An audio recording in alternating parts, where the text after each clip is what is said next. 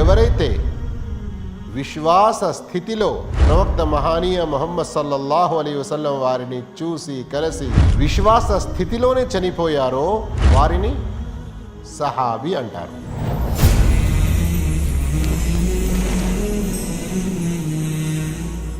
అస్సహాబతు కుల్లుహుం అదూల్, సహాబాలందరూ కూడా సత్యవంతులు, వారందరూ కూడా న్యాయవంతులు.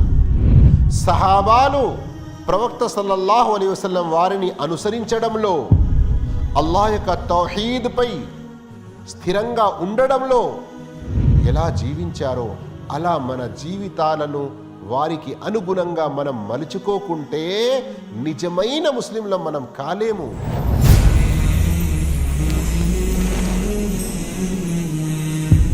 అల్లాహు తాలా స్వయంగా ప్రళయ దినం వరకు సురక్షితంగా ఉండేటువంటి సత్య గ్రంథం, దివ్య గ్రంథం ఖురాన్లో 100 కంటే పైగా ఆయతులలో వారి యొక్క ఉన్నత గుణాలను ప్రస్తావించాడు.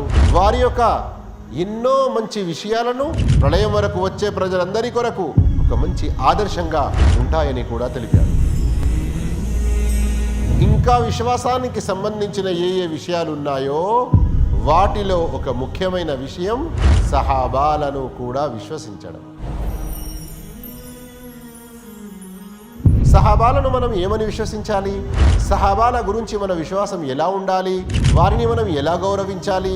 వారి ప్రస్తావన వచ్చినప్పుడు మన యొక్క బాధ్యత ఏమిటి? సహాబాల జీవిత చరిత్ర గురించి షేక్ నజీరుద్దీన్ జామై గారి ధారావాహిక ప్రసంగ మాలిక ధరణి తారలు. రుజుమార్గం, from darkness to light.